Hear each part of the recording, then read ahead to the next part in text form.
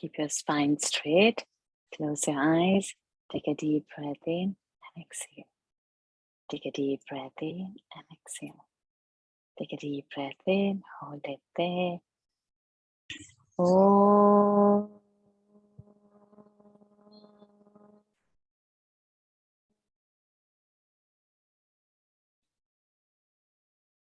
Oh.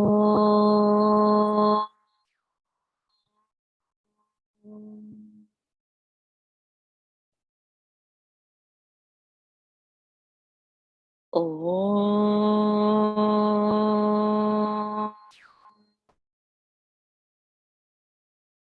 Om Shri Ganeshaya Namaha. Om Shri Saraswatyai Namaha. Om Shri Gurubhyo Namaha. Samasta Jana Kalyane Niratam Karunamayam Namami Chinmayam Devam Sadgurum Brahma Vidvaram Sadgurum Brahma Vidvaram Sarvamangalamangallye Shive Sarvartha Sadhike Sharanye Trambake Gauri Narayani Namostute Narayani Namostute. Over to you, Anika.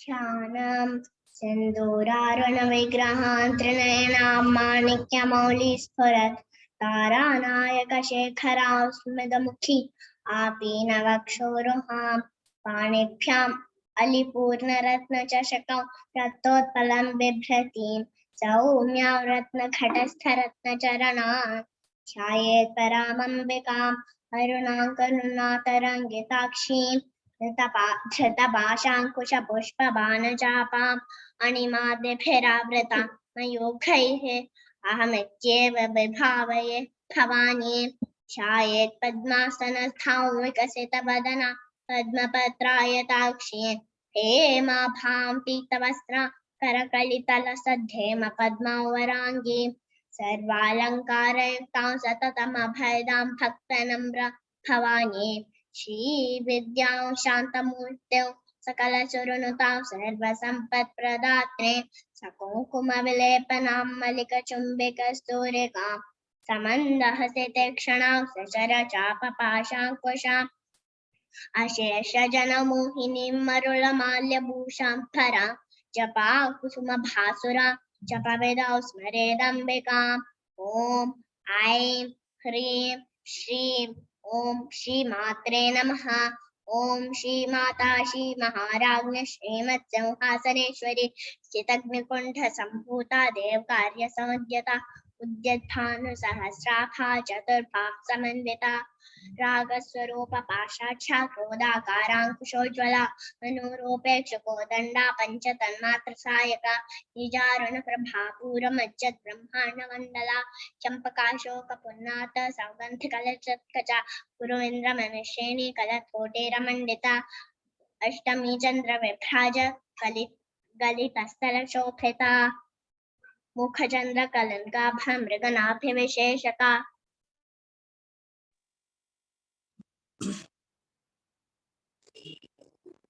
वदनस्मर मांगल्य गृहतोरणचिल्लिका वक्तलक्ष्मी परिवाह चलन्मीनाभलोचना नवचंपक पुष्पाभानासा दण्डविराजिता ताराकान्ति तिरस्कारी नासाभरणभासुरा कदम्ब मंजरी क्लुप्त कर्णपूर मनोहरा ताटंकैगलीभूत तपनोडुपमण्डला पद्मरागशिलादर्श परिभावि कपोलभूः नवविद्रुमपिम्बश्रीनक्कार्यदनच्छदा शुद्ध विद्यांकुराकारा द्विज पंक्ति द्वयोज्ज्वला कर्पूर वीटिका मोदा शमाकर्षि दिगंतरा निज सल्लाप माधुर्य विनिर्भर्सित कश्चपि मंदस्मित प्रभापूरा मज्जत् कामेश मानसा अनाकलित सादृश्य चुबुक श्री विराजिता कामेश बद्ध मांगल्य सूत्र शोभित कंदरा कनगांगुद केयूरा कमनीय भुजान्विता रत्नग्रैवेय चिंता कलोल मुक्ता फलान्विता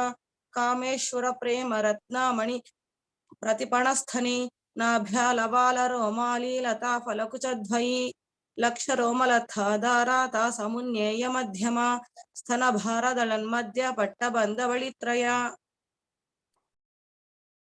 अरुणारुण कौसुंभ वस्त्र भास्वत कटितटी रत्न किंकिणिकारम्य रशनादाम भूषिता कामेश न्यात सौभाग्य मार्दवोरुद्वयान्विता माणिक्य मुकुटाकार जानुद्वय विराजिता इंद्रगोप परिक्षिप्त स्मरतूणा भजंघिका गूढ़गुल्फा कूर्म पृष्ठ जैष्णु प्रपदान्विता नखदीधिति संचन्न नम जनतमो गुणा पदद्वय प्रभाजाल पराकृत सरोरुहा सिंजानमणि मंजीर मंडित श्रीपदाम्बुजा मराली मंद गमना महालावण्य शेवधिः सर्वारुणा नवद्यांगी सर्वाभरण भूषिता शिवकामेश्वरांकस्था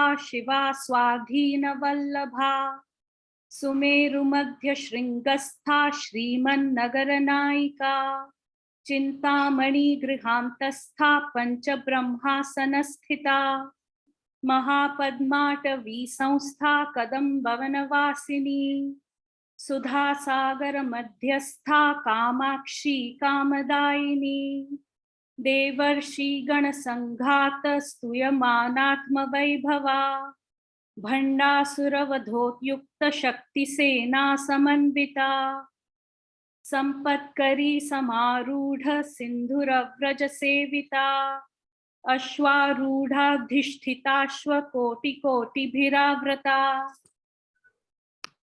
चक्रराजरथारूढ़ सर्वायुध परिष्कृता केयचक्ररथारूढ़ मंत्रिणी परिसेविता गिरिचक्ररथारूढ़ दंडनाथा पुरस्कृता ज्वालामालिनिका क्षिप्त वह्निप्राकारमध्यका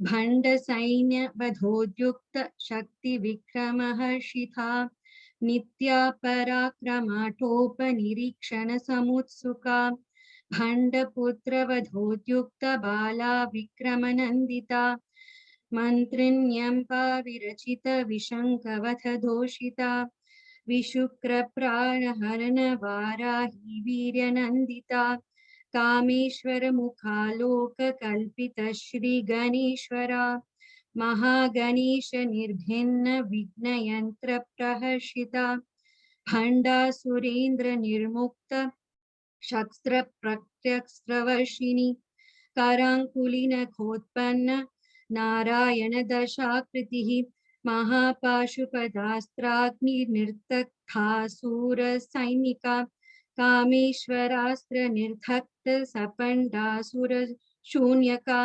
ब्रह्मोपेन्द्र महेन्द्रादि देव संसुत वैभवा हर नेत्राग्नि संतक्त काम संजीवनौषधिः श्रीमद्वाग्भवकूटैक स्वरूप मुख पंकजा कंडाधखटि पर्यंत मध्यकूट स्वरूपिणी शक्तिकूटैकतापन्न कट्यधोभागधारिणी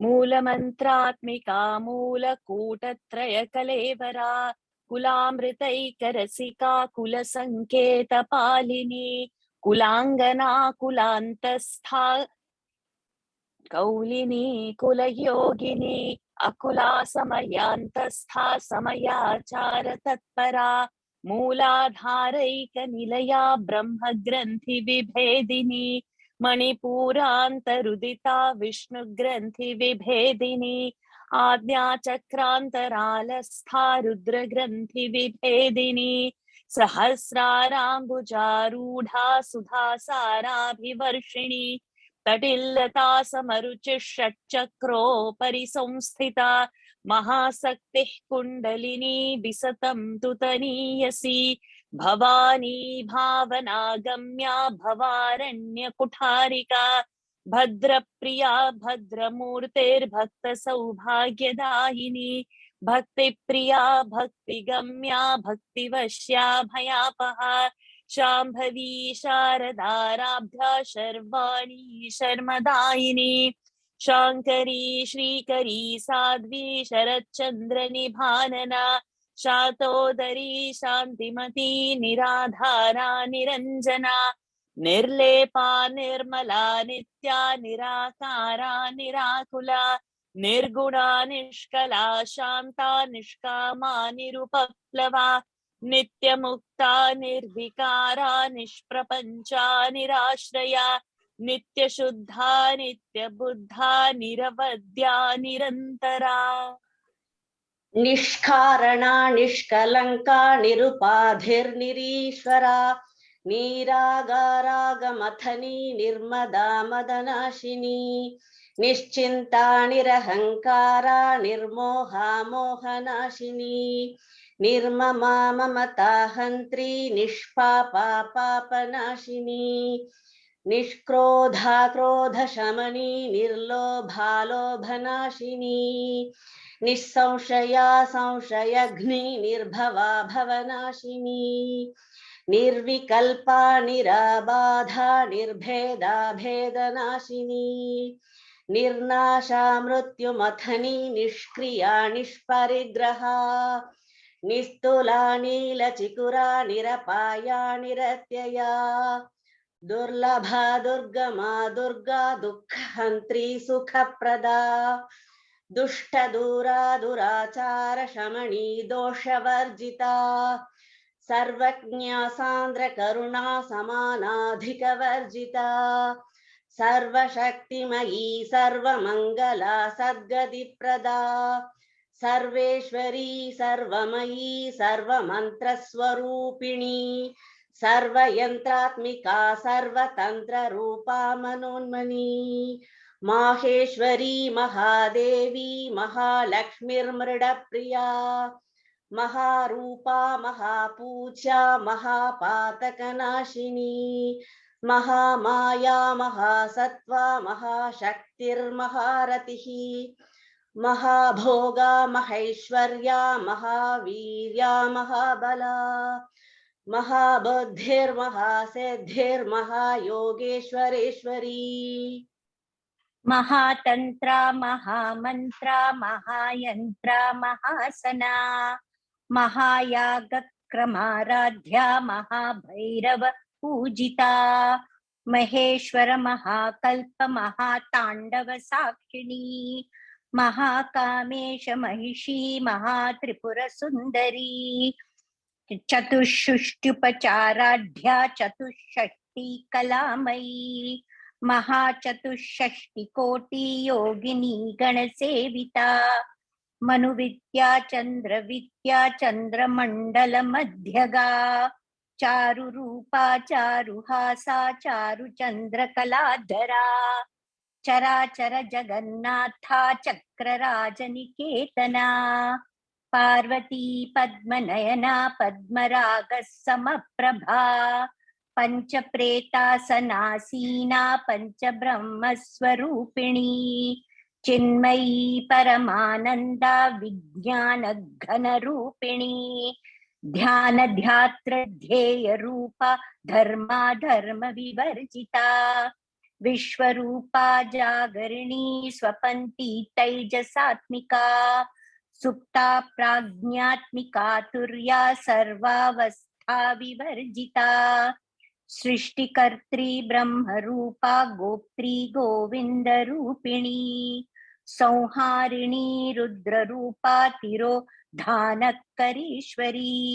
सदाशिवानुग्रहदा पंचकृत्य परायणा भानुमंडल मध्यस्था भैरवी भगमालिनी पद्मासना भगवती पद्मनाभ सहोदरी उन्मेष निमिषोत्पन्न विपन्न भुवनावली सहस्रशीर्ष वदना सहस्राक्षी सहस्रपात् आब्रह्म कीट जननी वर्णाश्रम विधायिनी निजाद्यारूप निगमा पुण्या पुण्य फल प्रदा श्रुति सीमंत सिंदूरी कृत पादाब्ज धूलिका सकलागम संदोह शुक्ति संपुट मौक्तिका पुरुषार्थ प्रदा पूर्णा भोगिनी भुवनेश्वरी अंबिका नादि निधना हरि ब्रह्मेन्द्र सेविता नारायणी नाद रूपा नाम रूप विवर्जिता रींकारी रीमतीरिद्या हेयोपादेय वर्जिता राजराजार्चिता राज्ञी रम्या राजीवलोचना रंजनी रमणीरस्या रणत्किङ्किणी मेखला रमा राकेन्दुवदना रतिरूपा रतिप्रिया रक्षाकरी राक्षसघ्नी रामा रमण लंपटा काम्या कामकलारूपा कदम्ब कुसुम प्रिया कल्याणी जगती कंदा करुणा रस सागरा कलावती कलालापा कांता कादंबरी प्रिया वरदा वामनयना वारुणी मद विफला विश्वाधिका वेद वेद्या विंध्याचल निवासिनी विधात्री वेद जननी विष्णु माया विलासिनी क्षेत्र स्वरूप क्षेत्रेशी क्षेत्र क्षेत्रज्ञ पालिनी श्रया वृद्धि विनिर्मुक्ता क्षेत्रपाल समर्चिता विजया विमला वंद्या वंदारुजन वत्सला वाग्वादिनी वामकेशी वह्नि मंडल वासिनी भक्तिमत्त कल्पलतिका पशुपाश विमोचनी संराताशेष पाषण्डा सदाचार प्रवर्तिका तापत्रयाग्नि संतप्त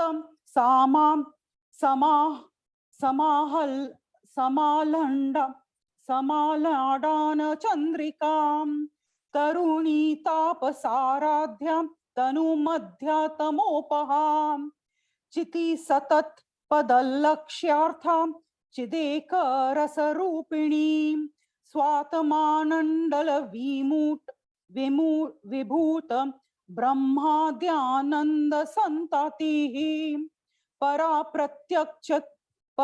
प्रत्यक्ष चिति रूपा पश्यन्ति परदेवतां मध्यमां वैखरी रूपा भक्तमानस हंसिकां कामेश्वर प्राणनाडी कृताज्ञा काम पूजितां श्रृंगार रस संपूर्ण जया जालंधर रस्थितां ओढ़यान पीठ निलया बिंदु मंडल वासिनी रहो याग क्रमाराध्या रहस्त पर्ण तर्पितां सद्य प्रसादिनी विश्व साक्षिणी साक्षी वर्जितां षडंग देवता युक्ता षाडगुण्यं परिपूरितां नित्य क्लिन्ना निरुपमा निर्वाण सुखदायिनी नित्या षोडशिकारूपा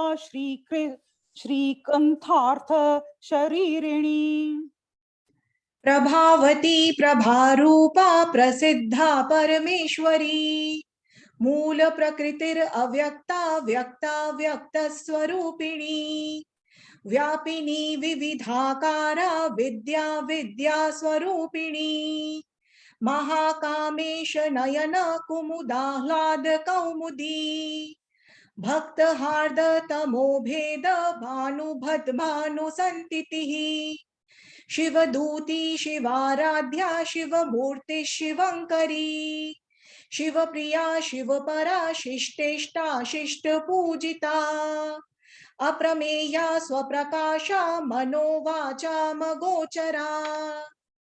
चिच्छक्तिश्चेतना रूपा जड़ शक्तिर्जडात्मिका गायत्री व्याहृतिः संध्या द्विज बृंद निषेविता तत्वासना तत्वमयी पंचकोशांतर स्थिता निस्सीम महिमा नित्य यौवना मदशालिनी मद घूर्णित रक्ताक्षी मद पाटल गंडभूः चंदन द्रव दिग्धांगी चांपेय कुसुम प्रिया कुशला कोमलाकारा कुरुकुल्ला कुलेश्वरी कुलकुंडालया कौल मार्ग तत्पर सेविता कुमार गणनाथांबा तुष्टिः पुष्टिर्मतिर्धृतिः शांति स्वस्ति मति कांतिर्नंदिनी विघ्ननाशिनी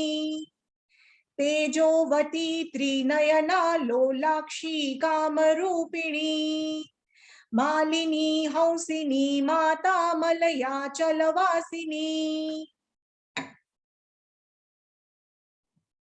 सुमुखी नयनी शुभ्रशोभना सुरनायिका कालकंठी कांतिमती क्षोभिणी सूक्ष्मरूपिणी वज्रेश्वरी वामदेवी वयोवस्था विवर्जिता सिद्धेश्वरी सिद्धविद्या सिद्धमाता यशस्विनी विशुद्धि चक्र निलया रक्तवर्णा त्रिलोचना खट्वांगादि प्रहरण वदनैक समन्विता पायसान प्रिया त्वक्स्था पशुलोक भयंकरी अमृताभिमहाशक्ति संवृताडाकिनीश्वरी अनाहताजनिलय श्यामा भावदनद्वया दंश्रोज्ज्वलाक्षमालाधि धरा रुधिर संस्थिता कालरात्रादिशक्त्यौघ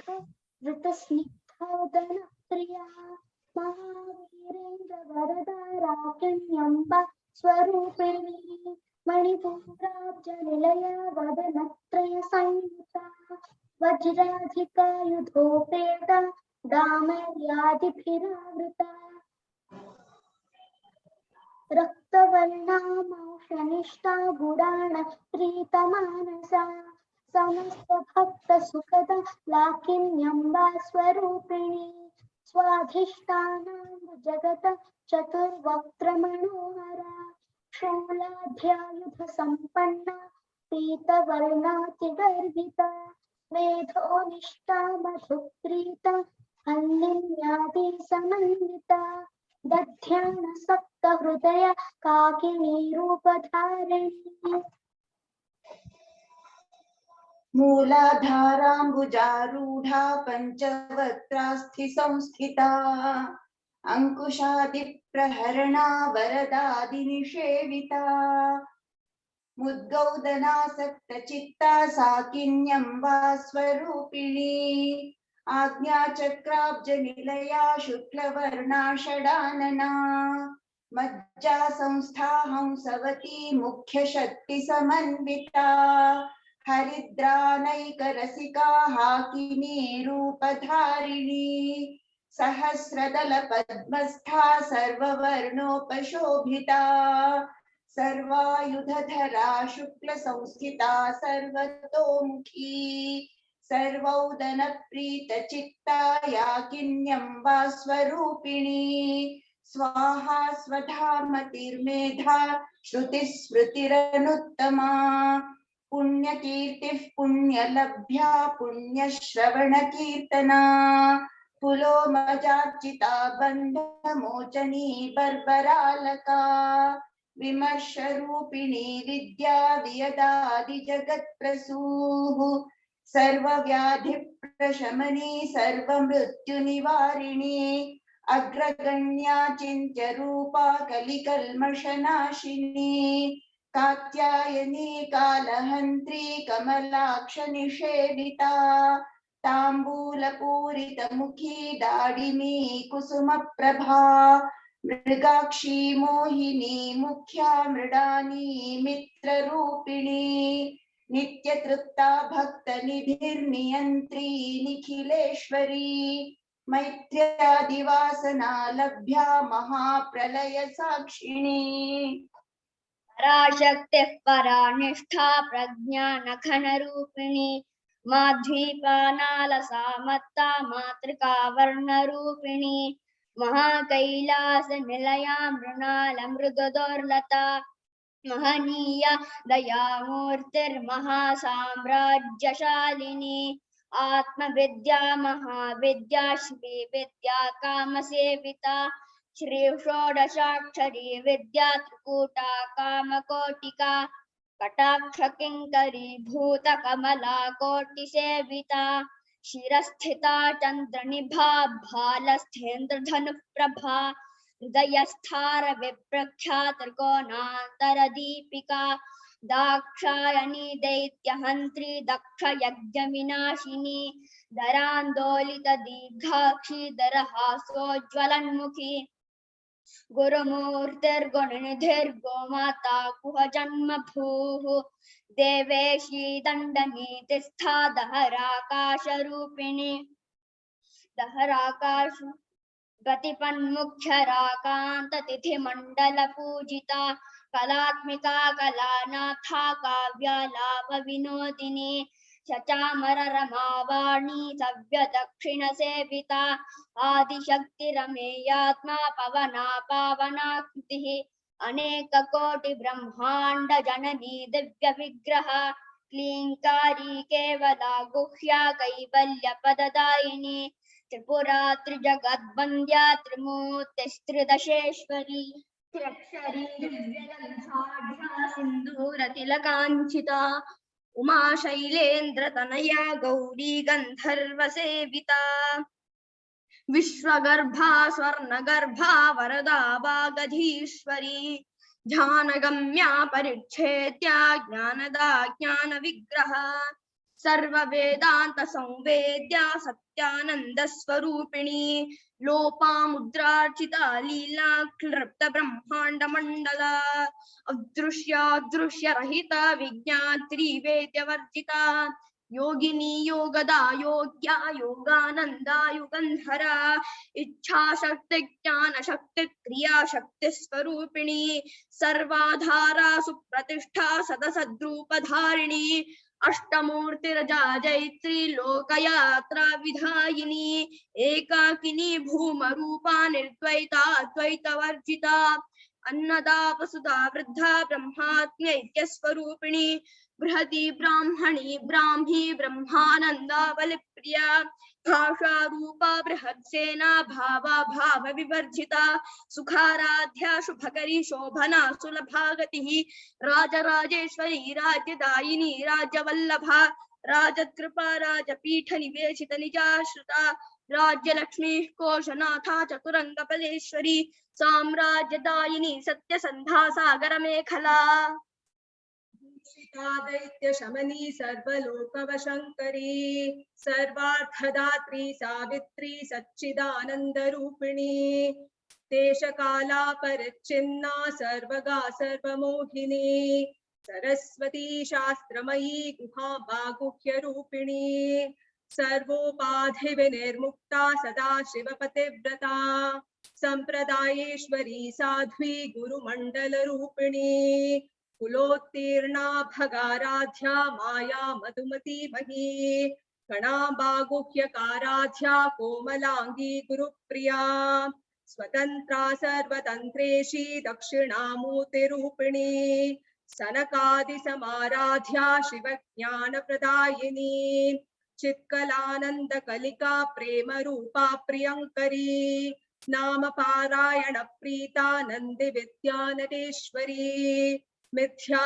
जगदधिष्ठाना मुक्तिदा मुक्तिरूपिणी लास्य प्रिया लयकरी लज्जारंभादिवंदिता भवदावसुधा वृष्टिः पापारण्यदवानला दौभाग्यतूलवातूला जराध्वांतर विप्रभा भाग्याब्धिचंद्रिका भक्त चित्तकेकी घना घना रोगपर्वतदम्भोलिर्मृत्युदारुकुठारिका महेश्वरी महाकाली महाग्रासा महाशना अपर्णा चण्डिका चण्डमुण्डा सुरनिषूदिनी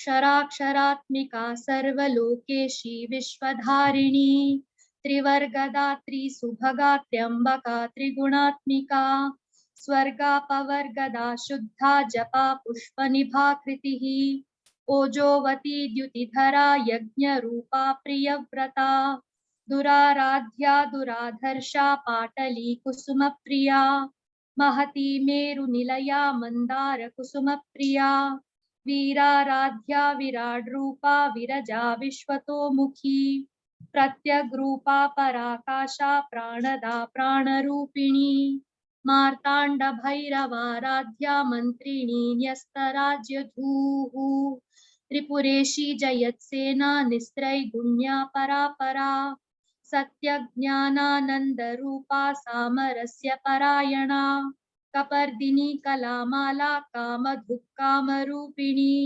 कलानिधि काव्यकला रसज्ञा रससेवधिः पुष्टा पुरातना पूज्या पुष्करा पुष्करेक्षणा परञ्ज्योतिः परन्धाम परमाणुः परात्परा पाशहस्ता पाशहन्त्री परमन्त्रविभेदिनी मूर्ता मूर्ता नित्यतृप्ता मुनिमानसहंसिका सत्यव्रता सत्यरूपा सर्वान्तर्यामिनी सती ब्रह्माणी ब्रह्मजननी बहुरूपा बुधार्चिता प्रसवित्री प्रचण्डाज्ञा प्रतिष्ठा प्रकटाकृतिः प्राणेश्वरी प्राणदात्री पंचाशट्पीठरूपिणी वृषृङ्खला विविक्तस्था वीरमाता वियत्प्रसूः मुकुन्दा मुक्तिनिलया मूलविग्रहरूपिणी भावज्ञा भवरोगग्नि भवचक्रप्रवर्तिनी छन्दस्सारा शास्त्रसारा मन्त्रसारा तलोदरी उदारकीर्तिरुद्धाम वैभवावर्णरूपिणी जन्म मृत्यु जरा तप्त जन विश्रान्तिदायिनी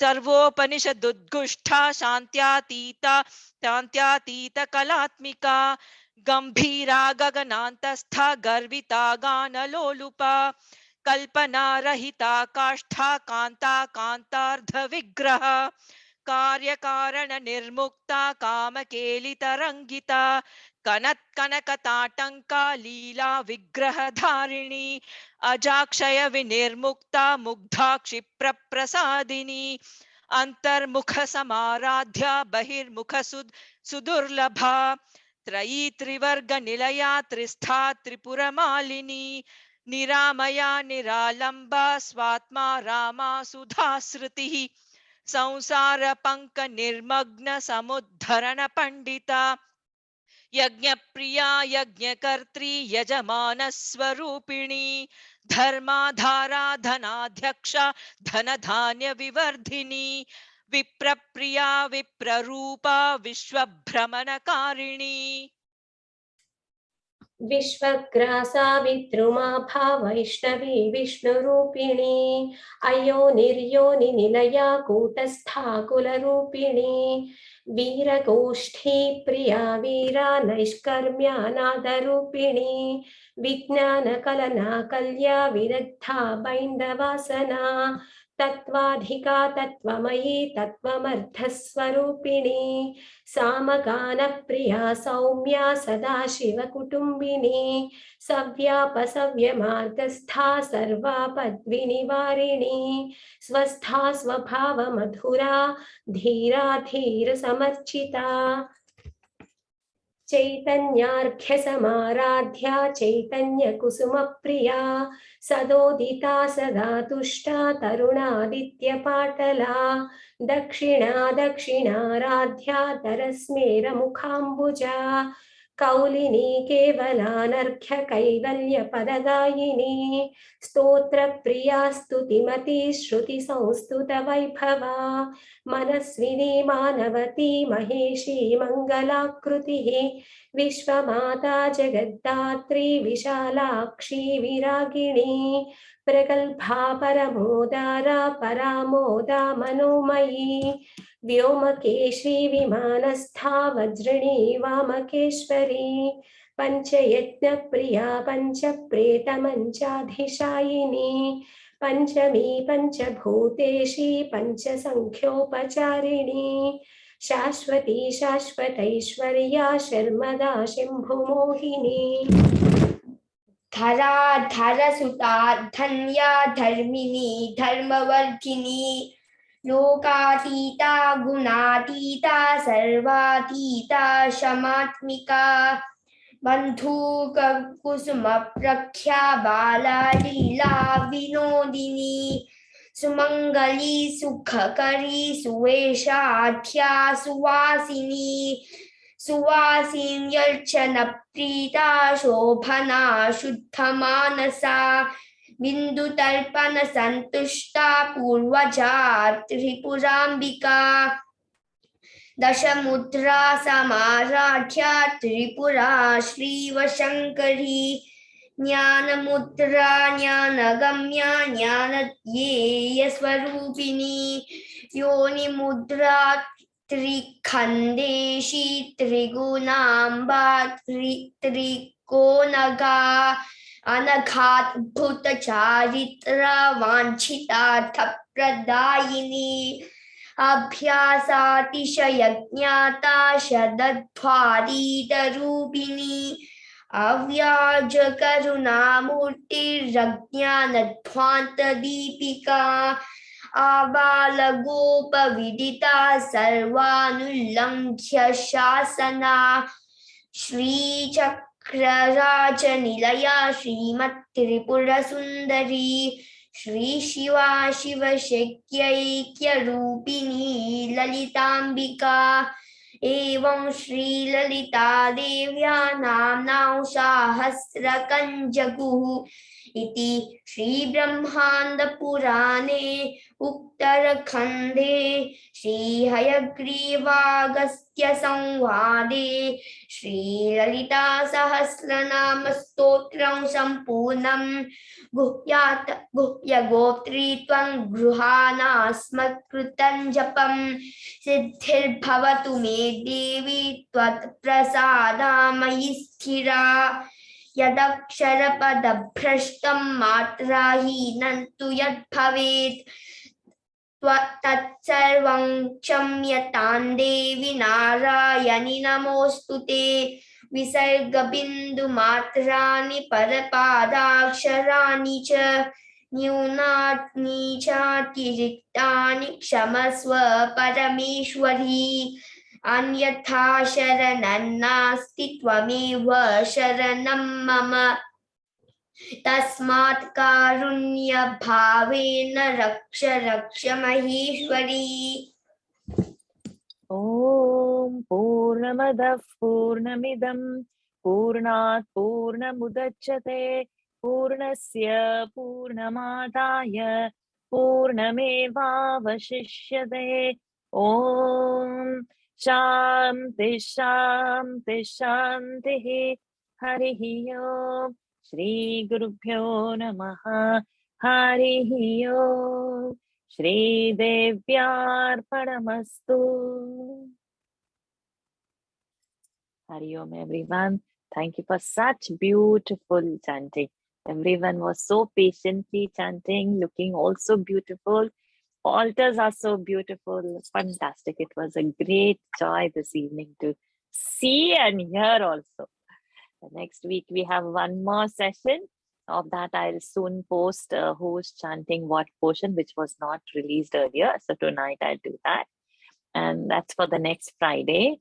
And the following Saturday, the Vasanta Navratri starts. So this Navratri, we'll be starting with Durga Saptashati learning. So those who want to join, please message me if you're not in the group already. We have made a separate group for that. So the usual timing for it would be every Sunday at 9 p.m. But Navratri is starting on Saturday. So that Saturday, 2nd April Saturday, we will have one small duration, something to start. And then the usual class immediately the next day, Sunday onwards, 3rd April onwards. Thereafter, every Sunday it would be. So those who have not registered for it, please do register. So that your touch is also not lost from the class. Otherwise, okay, Lalita Sasaranam finished, then what next? So not to wait till the Sharad Navratri to learn it or join again. No, those who have to join. Okay, thank you everyone for this beautiful evening. Hari Om. Thank you, Varshaji. Thank you. Hari Om, Hari Varshaji. Om, Thank you so Varshaji. much. Thank you. Thank you, Varshaji. Hari Om. Kids are always awesome. Anika, Arjun, Anish, Aradhya, Shrikar. Means it's y'all are just inspiration. Always y'all are coming up with just so much perfection. The adults have to copy y'all, and be so perfect. Very well done. Bless you all abundantly, dearies. Hari Om. Hari Thank you, everybody. Thank you. Thank you, Thank you so Varshaji. much, Varshaji. Hari Om. Thank you. Hari Om. Thank you. Hari Om. Hari Om. Hari Om, Varshaji. Hari Om. Hari Thank you so Om. much. Thank you. My pleasure. Hari Om. Thank you so much, Varshaji, for teaching. Thank you, Zee. My pleasure.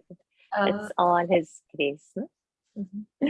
Thank you. Nidhi also chanting so well. Thank you. Thank you, Bhanaji. Hari Om. See you all next Friday. Hari Om. Thank you.